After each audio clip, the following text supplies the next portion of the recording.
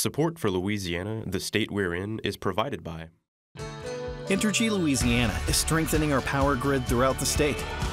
We're reinforcing infrastructure to prepare for stronger storms, reduce outages, and respond quicker when you do need us, because together we power life. Additional support provided by the Fred B. and Ruth B. Ziegler Foundation and the Ziegler Art Museum located in Jennings City Hall. The museum focuses on emerging Louisiana artists and is an historical and cultural center for Southwest Louisiana. And the Foundation for Excellence in Louisiana Public Broadcasting, with support from viewers like you. Louisiana's wind energy efforts are picking up speed. And hear from Louisiana's newest Attorney General, Liz Murrill. And how a parade of red beans is making a difference. This week on the state we're in. Let's go.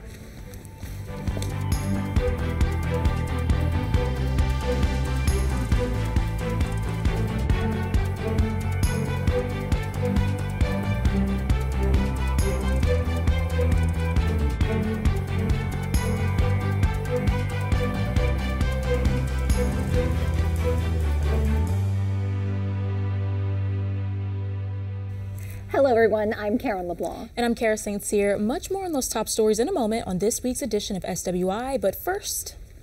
Making headlines this week, LSWI announced an historic windfall for Louisiana's energy evolution. It's the largest ever grant awarded by the National Science Foundation.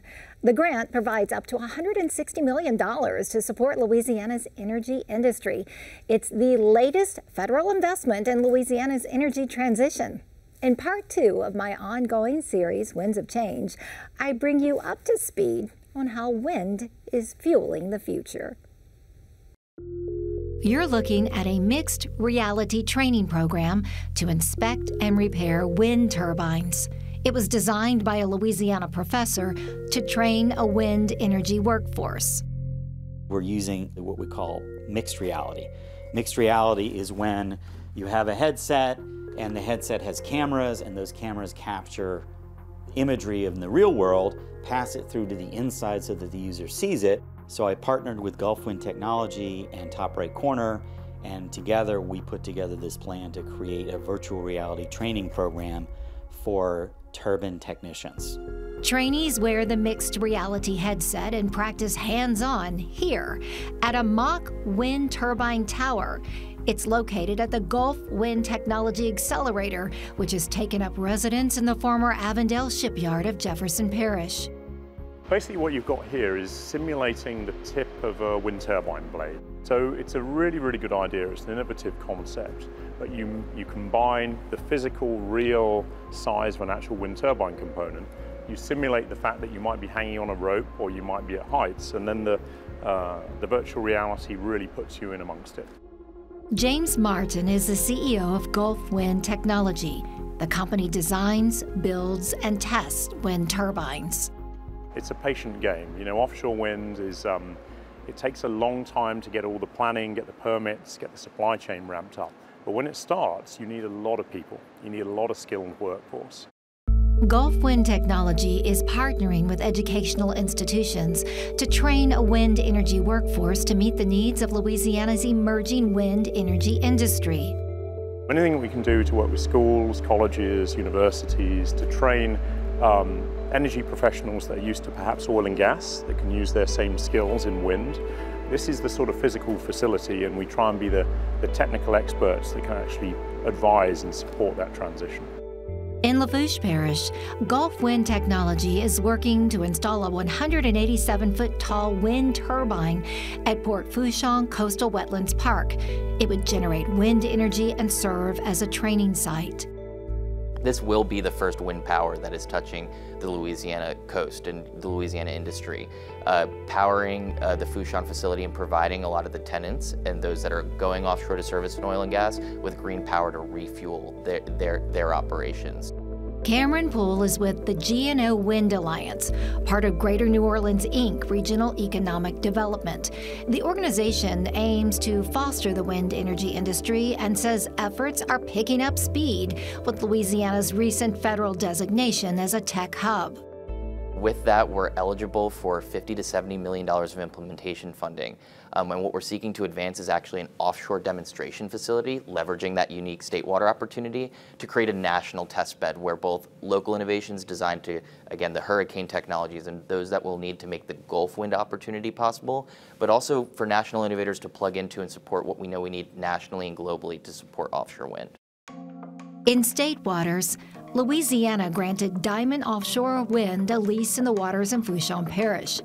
In Cameron Parish, Cajun Wind LLC was granted a lease.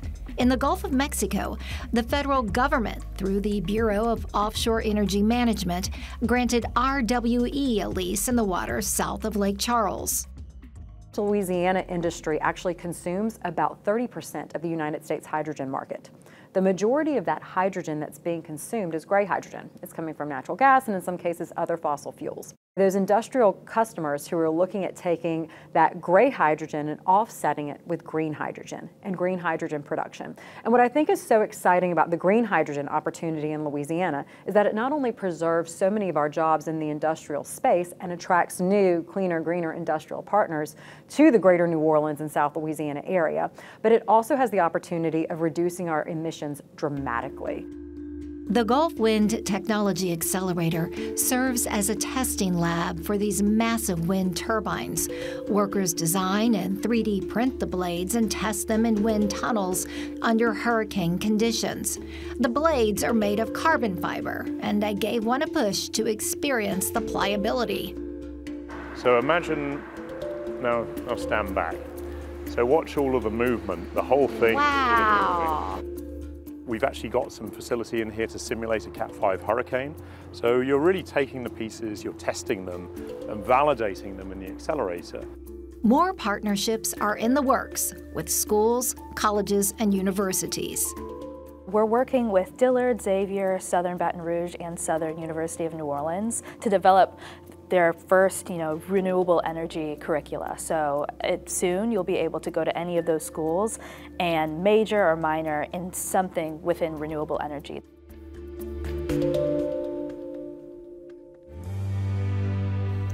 From hashtags to headlines, here's what's trending this week. This week was Groundhog Day, and Punxsutawney Phil did not see his shadow, meaning an early spring is on the way.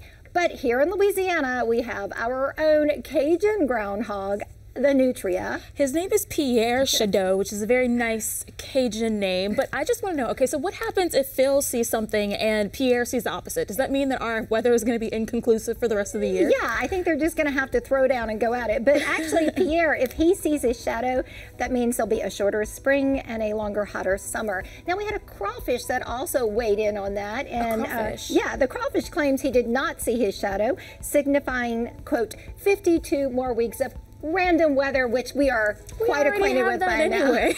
So speaking of crawfish, and actually this is no laughing matter, we have been dealing with a drought and then the freeze. It hit the crawfish industry pretty hard, but it spoofed some social media videos, just kind of joking about the high price of crawfish coming at us. All joking aside, though, Congressman Clay Higgins did send a letter to the U.S. Department of Agriculture asking for assistance for the crawfish industry here in Louisiana. Yeah, and I mean, the prices are pretty high. I looked at them before we got on this desk, and in some places they're over $10 a pound.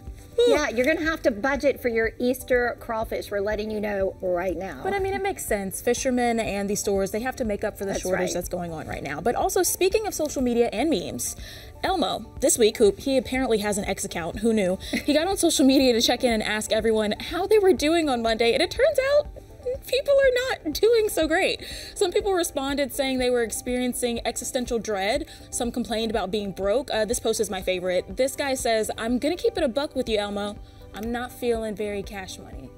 You know, it's kind of cute and endearing that he was able to touch people's souls and elicit those kind of responses and open the conversation about mental health.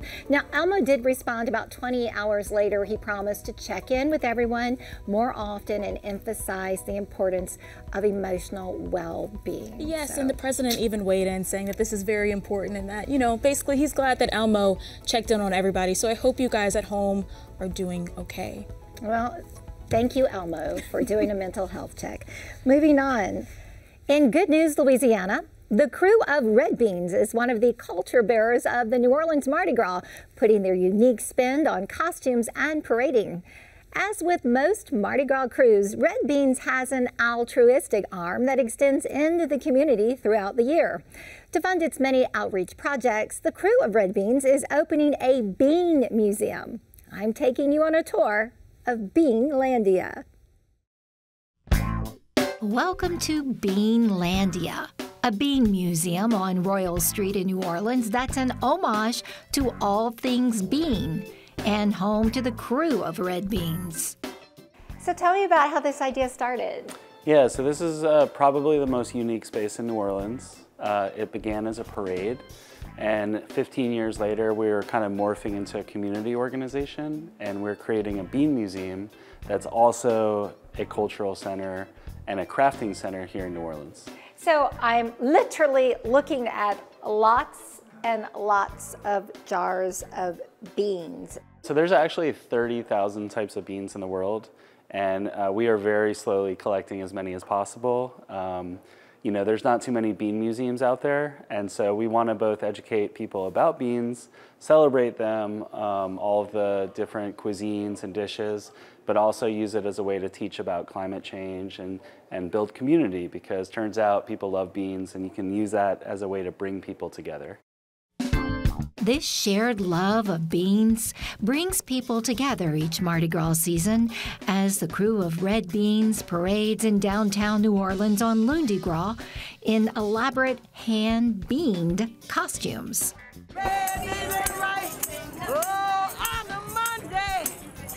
Leading up to Lundi Gras, crew members meet for beaning sessions at Beanlandia. This is actually also a living museum, and we're not just talking about beans and showing beans, but we're also a parade and a parade tradition. So a big feature of our space is the costumes that are created. Here are some photographs of suits from 2 years ago, and every year our crew members make a new costume. On the day we visited, Red Beans crew member Catherine St. Paul Hill was crafting bean trophies at Beanlandia to give to outstanding volunteers with the organization and the crew's royal court. What kind of work goes into making these costumes out of beans? Well, it's a lot. It's a learning process, but you know, we kind of open it up to anybody. Just it's more about creating community and having fun doing something creative with each other.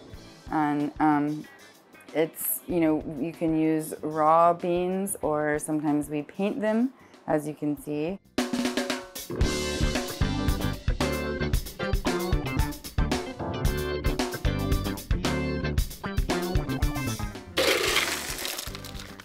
So where do all the beans come from that they decorate with, you may ask? They come from the Camellia Brand Bean Company. They're donated. The Krewe of Red Beans parade started in 2009 with a small group of friends, inspired by the parade style of second lines and the crafting of the black masking Indians. During COVID, the Krewe of Red Beans raised $1 million to feed frontline medical workers and started a sister nonprofit called Feed the Second Line. With hurricanes, with tornadoes, with COVID, pretty much anything that we could do to connect people with job opportunities and a stronger safety net, that's what we've tried to do. And so the crew has kind of morphed into this like mutual aid force. And what I've come to understand is that beans and a bean parade can be a force for good in the community. And that's really the whole purpose of the space, is to further that. And that's, you know, a way that we can make our city better, make our community better, and you know, hopefully make more and more people just connected and happy and, you know, loving, basically. Museum by day, cultural center by night, Beanlandia aims to serve as sustainable tourism by raising revenue through the price of admission to fund community projects.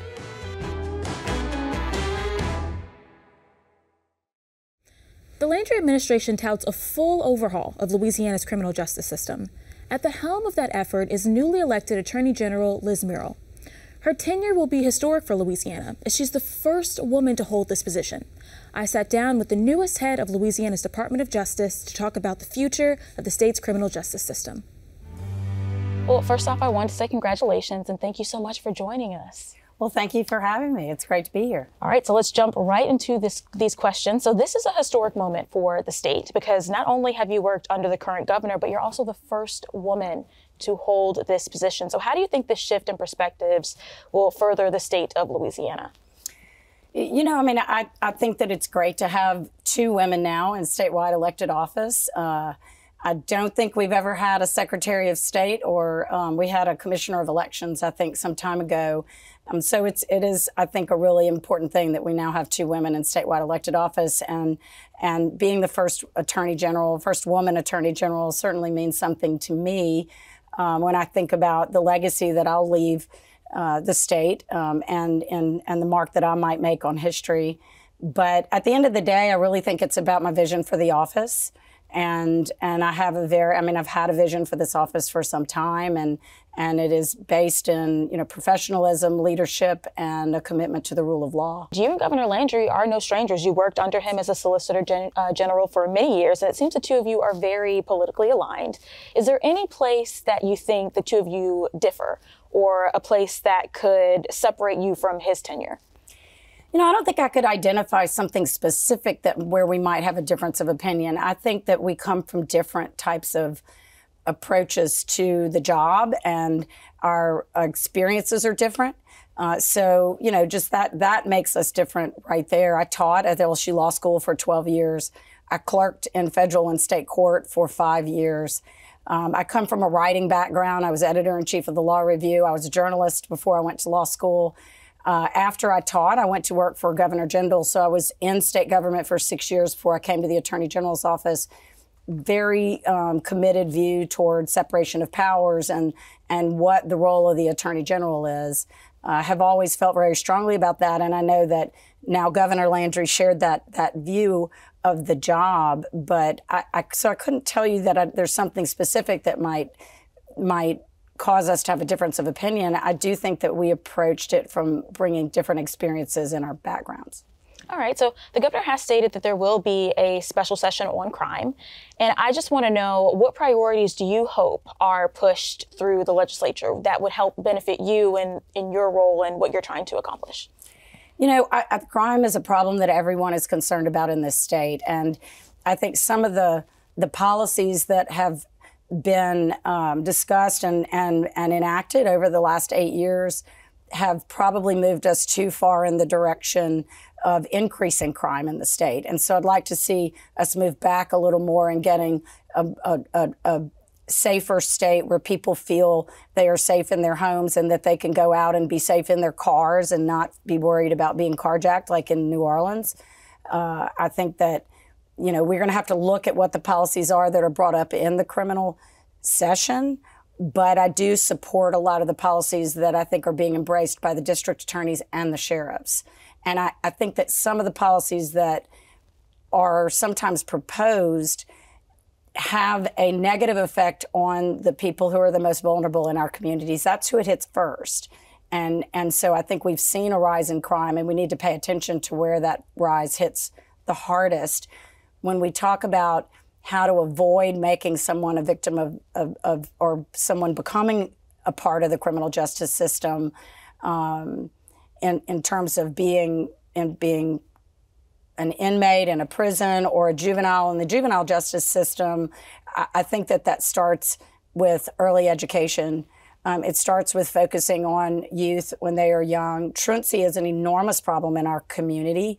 We need to invest in policies that will address that problem to try and prevent people from becoming part of that system in the first place. But we can't ignore what happens once they are part of the system, or people who continue to be churning in that system over and over again. So you mentioned that sometimes the policies that are proposed end up hurting the people they're intended to protect. Can you give me an example? So I think if you look at some of the communities that are struggling, right? Those people who struggle to pay their bills every month, communities where there's higher crime rates. When you take some of these people, whether they are juveniles or adults, and they have been arrested over and over again, and they are put right back into those communities. What we see is higher crime rates in those communities first. So, you're not talking about a community where someone can move and build a moat around their house. You're talking about a community where these particular actors are coming back into the community and committing crimes in that community. And I think that's something that we really need to look very closely at. Well, part of the former governor's legacy is crime reform. Is there any policy from his administration that you would want to change? I share the view of the sheriffs and the district attorneys that we need to be able to prosecute juveniles in the adult system. We need to be able to move them at a younger age. I think we have experimented with what they call raise the age, where it is much harder to move juveniles who are 16 and 17-year-olds out of the juvenile system into the adult system. I think we've got to go back and look at that policy again, because we have seen some extremely hardened individuals being placed in our juvenile facilities. They are attacking the staff. They are attacking other juveniles in the facilities. They're breaking out of the facilities.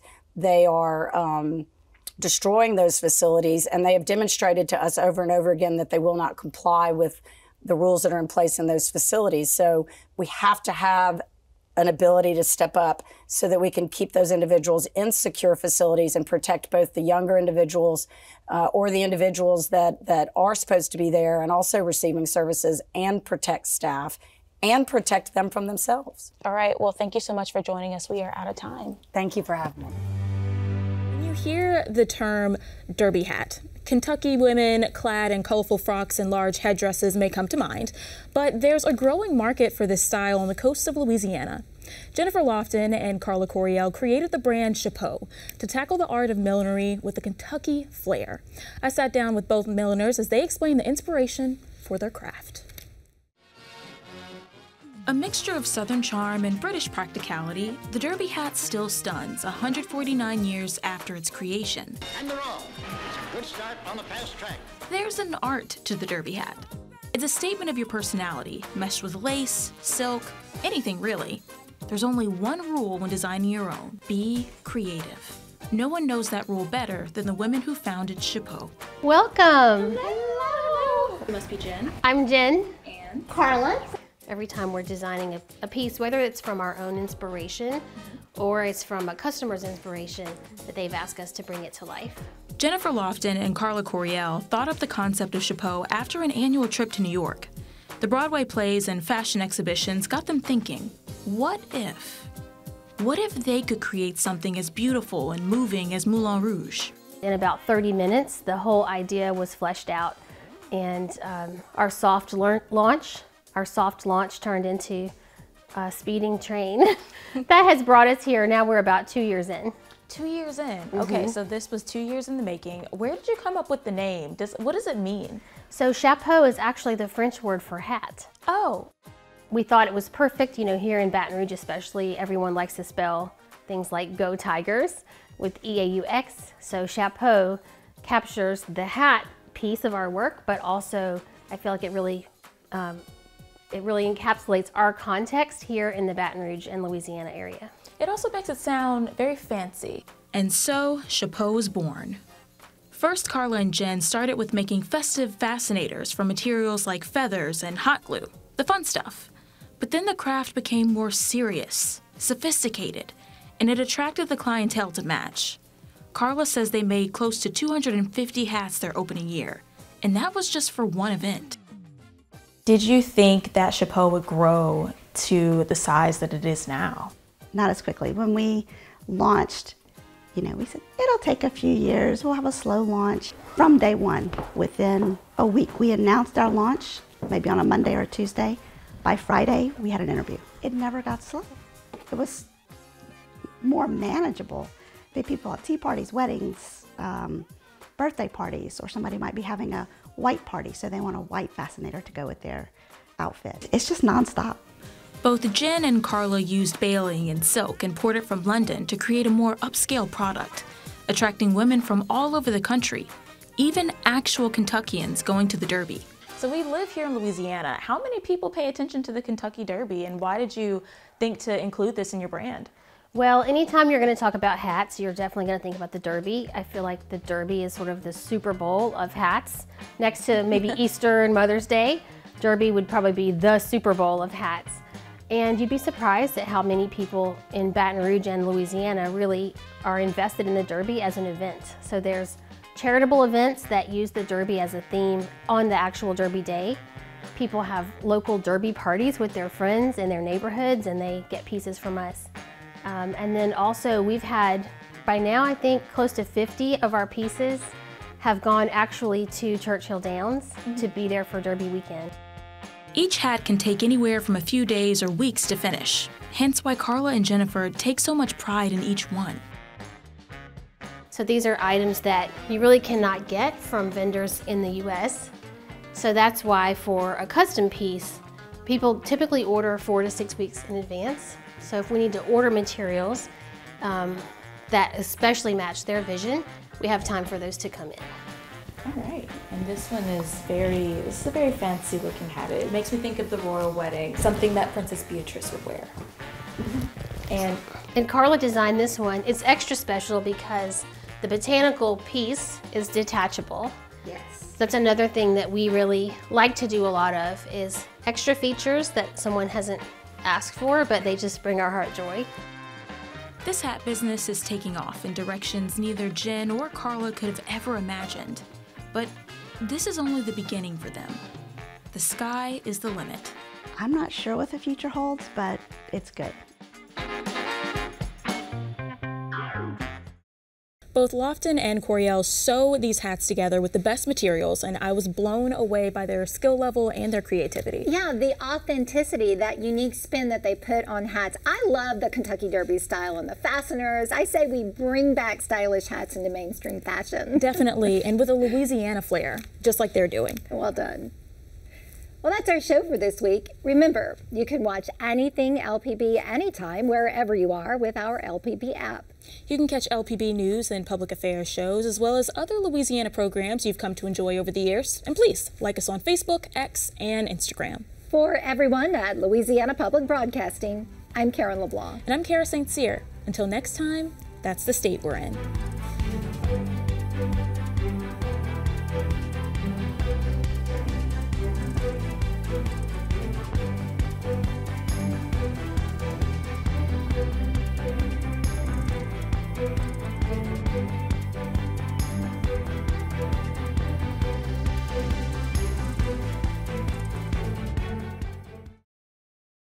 Support for Louisiana, the state we're in, is provided by Entergy Louisiana is strengthening our power grid throughout the state. We're reinforcing infrastructure to prepare for stronger storms, reduce outages, and respond quicker when you do need us, because together we power life. Additional support provided by the Fred B. and Ruth B. Ziegler Foundation and the Ziegler Art Museum located in Jennings City Hall. The museum focuses on emerging Louisiana artists and is an historical and cultural center for Southwest Louisiana. And by Visit Baton Rouge and the Foundation for Excellence in Louisiana Public Broadcasting and viewers like you. Thank you.